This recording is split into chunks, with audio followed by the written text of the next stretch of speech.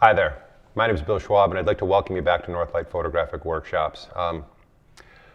You've been seeing some of the videos that I've been doing along the way, especially the Platinum and Palladium ones, where I've been talking about digital negatives. And as long promised, I'm getting to that series finally where I'm going to show you how to do those digital negatives yourself. Now, what a digital negative is no different than the negatives you used to create in your camera, or that you still do and you're creating in your camera. I'm hoping that some people out there are still shooting film. But anyway, it's just basically the process of creating another negative from your original image, whether it be a negative, be it print, be it anything. You can make something from your iPhone, which is what we're actually going to work on today. But I have a digital negative here right now that I can show you, and it's a print. Let's see if you can see there up through the window. You can see it a little bit there, I think. Anyway. What it is, the reason we make these digital negatives is if we've already got a negative, what's the point of it, right? But the reason that we're making these digital negatives is because of the processes that we use, which is creating prints with UV light. We need to have a negative that's the size of the final print that we want, because it's not like silver photography or silver gelatin photography where you can make an exposure onto a piece of paper. Because the light has to be very intense. It's got to be UV light, and it has to be very intense. And it's just not very feasible to do that from an enlarger, to enlarge a print onto a piece of coated paper that you've coated with platinum or palladium or with cyanotype or whatever it is that you're working with. So what we have to do is we have to make a negative that fits the size of the print that we're making. So the way that we used to do that was with ortho films and things, and you would make inner negatives and develop them, and your image would be several generations back from the original, and the prints would lack a little bit sometimes from that. Or you were making in-camera negatives and just making prints with those in-camera negatives at the size they were made in the camera. Now, if you were shooting with a 120 camera, you would only have a little tiny 2¼ by 2¼ image. And that isn't very conducive to some of the things that we do. And of course, you could have an 8x10 camera and have a nice 8x10 piece of film that's shot for the process that you're working on, but then you can't really use that negative for other processes because of something that we're going to get on in a little later in this series of videos. Now, as I mentioned, this is just a cursory introduction right now. There's a lot of nitty-gritty to get into, and we'll get to that in subsequent parts of this series. But for right now, what I'm going to do is just take you through kind of the process that I go through to make a digital negative. I'm not going to take you through the curve building or anything of that yet, because we're going to do that in the future, but I'll just show you what the process is. So basically, I take an image from my phone or my camera or wherever I happen to have it. If it's just an old negative that I'm printing, I used to put it on a scanner and I'd make myself a nice high-resolution file off a scanner. But now I tend to use a light table and a camera where I actually photograph in very high resolution. I actually photograph that negative, and I find that's a much better way to do it. And that's something that I'm going to get to in a future series of videos, perhaps. But for now, what we're going to do today is we're just going to use a simple image that I took in my iPhone the other night. It's been a nice full moon out here lately, and there was a kind of a misty night, and I shot up through the trees, and I thought, well, this will be a great thing to use for the digital negative series.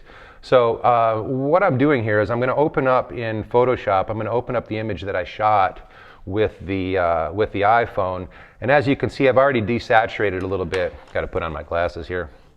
I've already desaturated a little bit, but what I want to do before I make this into a negative is I want to go grayscale with it. Now, when you take a digital image or a digital scan, it usually comes out in RGB, and what I do is I convert it into grayscale because I have no use for the red and the green. I have no use for color. So anyway, so I go up here to, I say image, I go to mode, go over here to grayscale, and I discard all of the color information. So then I have my black and white image here. And I can make adjustments to this image. I think I've already made some to this one, but what I like to do is I try to pump up the contrast just a little bit depending on the process that I'm using. And again, that's something that's more fine-tuned that we can get into in later or subsequent parts of this series. But anyway, I've got my image here. It's all set to go. And what I have to do is go up to my image adjustment and I go over to invert. And that makes my negative that you can see right here. Now, of course, with the negative, you know, you're going to be printing it emulsion to emulsion. So the negative it's going to be backwards if I do that. So I have to take and I have to flip this image horizontally. So I go up to image, image rotation. I go over to flip canvas horizontal. And as you can see, now it's flipped my image to, it's flipped it horizontally. So now I go and I can save this image. So I'll say File, Save As. Well, first I want to size it, right? Because the image is going to be, the final image is going to be the final size of the negative, and I want to use as much of the resolution as I can. So I'm going to size that before I do anything. So I'm going to go to image size, and we're just going to do a 5x7 at this point. So I'm going to say image size, I have to kick it up to 300 dpi. Some people use 360, some even use 240. I like to go to 300 dpi. And then I'm going to change my inches on this back to, yeah, you can see this is 42 inches. That's a crazy size. So I'm going to go back to the width of 5 inches. Actually, let's change height to 7 inches, and we'll let the width fall at 5.25.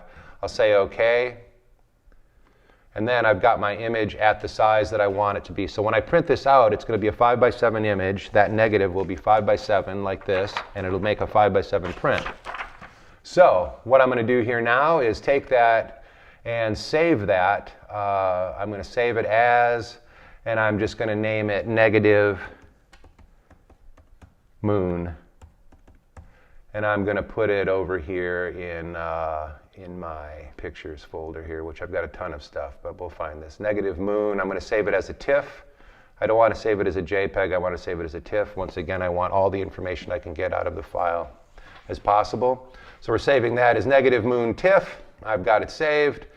I'm going to save it with no compression whatsoever, and there we've got it. So now what I do is I go over here to another interest. Now I could print it out through Photoshop, but I like to use a tool called Print Tool that's made by the people that make quad tone rip, which is another thing that we're going to get into right about now.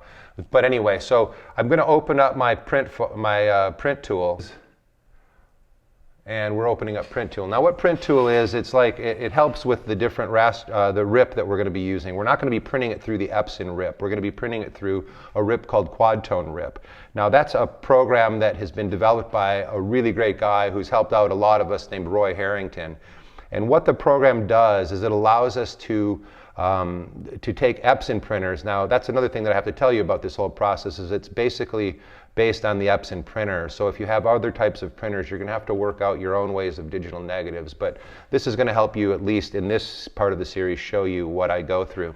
Now, Roy developed this program basically for black and white printing on inkjet printers, because what happened was in the early days of inkjet printing, you would print black and white, and what you were doing is you were simulating a black and white print using color to make that black and white. And what would happen is we would get what was called metamerism. And metamerism was awful in my mind and many people's minds, because it would look different. Your print would look different under different light, depending on the inks and the colors that were used in it.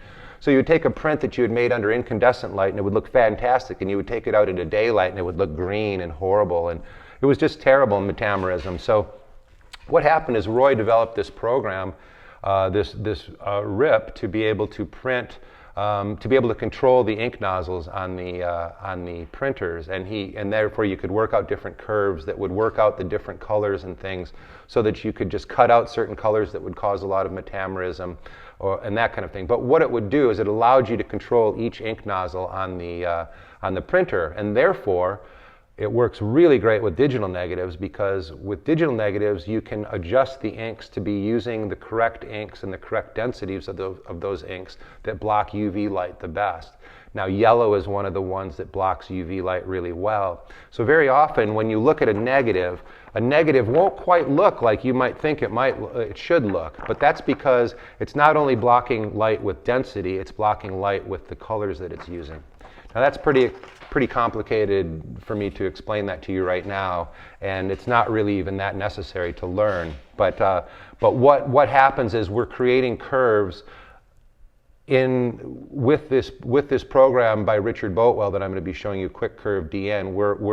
We're creating curves to print out these digital negatives in ways that match the process that we're printing on. And I'll get into that a little bit more in some of the future videos.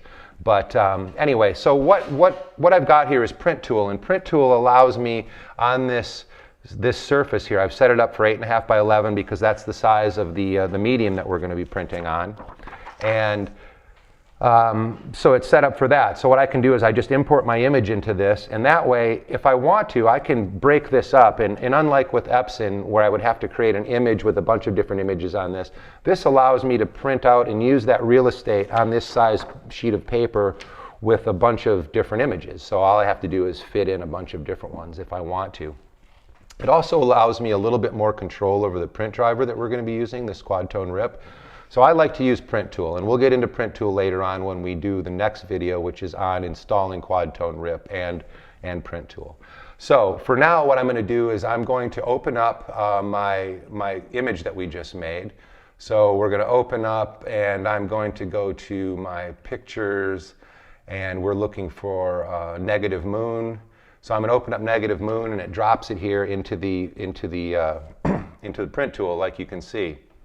Now, then what I'll do is I'll take my my substrate. Now what I'm printing on today is called Fixons, but I like to use Fixons for a lot of my testing and things. Fixons is very cheap. I can get like 100 sheets for 30 bucks, something like that, and I'll leave links below on all of this. But Fixons tends to scratch very easily, and the negatives tend to be more delicate than when I use this other stuff here that I like to use, and many people use, called Pictorico. Now, Pictorico HP, it's a little bit more expensive. You know, you buy it in 25 sheets, it's maybe $30 for 25 sheets, but it's much tougher, and it holds the ink better, and basically for your finished work, I recommend going with Pictorico. But anyway, for this purpose today, we're going to use some of the Fixons. Now, there's also with these prints, with these negatives, this OHP is clear, as you can see, but it has a coating on there that will accept the inks. So to know which side, you just wet your finger a little bit, touch the corner, and if it sticks, that's the side, and if it just slides off nicely, that's not the side. So you want to print on the coated side, which this side is up. So I'll take this over here to my printer, and I'm going to drop it in here, and I'll come back over, and now I'm going to say print, run print. Now when I'm running print, it's going to open up my print driver here. Now you can see here that I've chosen not my Epson print driver, I've chosen Quad P800. Now I use an Epson P800 is the printer that I use. There's many different printers in the Epson line that this program will work with, and we'll get into that later on as well. But for now, I'm going to set it at my Quad P800, and then I go down to this layout tab, and I go down to Quad Tone Rip, you see? And that opens up my quad tone rip choices. And right here, you can see the different curves that I'm going to apply. And what I've got applied is my, hey, there's a message coming in, sorry about that. But then I've applied the curve that I've built here. And then this is a curve that I've built with Richard Boatwell's Quickcurve DN program that we're going to be getting into later on in this series. Anyway, so this is a pre-made curve, and I'm just applying that curve, and what that does is it will print out my image on that substrate in a way that will best print out on the process and on the emulsion in the process that I'm printing on, okay? So anyway, we've got this all set up, quad tone rip, and Northlight Photographic Workshops, P800 Palladium. I'm going to go on bidirectional. Some people like to go on unidirectional. Sometimes I use unidirectional when I'm doing finished prints, but I've never really noticed any difference between them.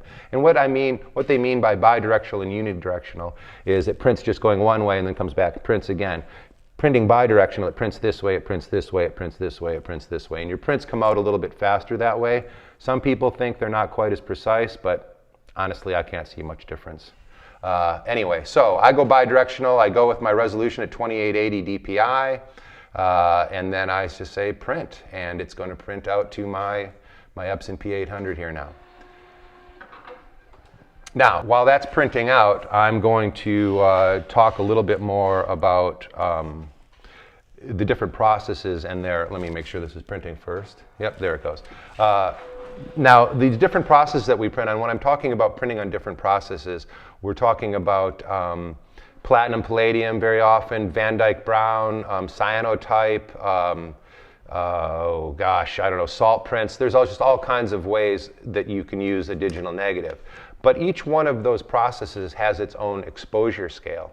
Now, Palladium probably being one of the best, and when I say exposure scale, it has the most amounts of gray between black and between white. You know, it means that you've got a really nice, subtle toned, very full, very rich image. Whereas like something like maybe Van Dyke, which isn't quite the exposure scale, might be compressed a little bit more. Or like cyanotype, which doesn't have a really great exposure scale at all, might be compressed even more so. So the thing is that one negative that works really good for one print in one process isn't going to work for the other one that well. So that's the beauty of creating a digital negative also, is that you're basically bending a negative to match the process that you're printing in. So in the old days when you would shoot with a camera and you have a piece of film, well, you could shoot that piece of film originally and process it originally for one process, but it wouldn't work good in another one. Now what happens here is this allows us to make an image for any process at any time by making a digital negative. Now the other thing about this is like I said, I used an iPhone to make these. Now, you know, people used to look down their noses at iPhones and things like that, but 12 megapixels, I think, or maybe up to 16 megapixels now, is a pretty fine image, especially for making a small platinum print. And I tend to make a lot of platinum prints with my iPhone these days. I mean, it tends to be more spontaneous. You have it with you all the time. And, you know, I tend to very much like to use what I call a real camera still, you know, my D810 Nikon or my Hasselblad. But in a pinch, this does great, as you can see. So now I've got this negative done and it's printed out. And there you can see it. Now, it's beautiful and it's ready to go. We're going to go into the darkroom now and we're going to print this, and then we'll come back here and we'll see what resulted. All right.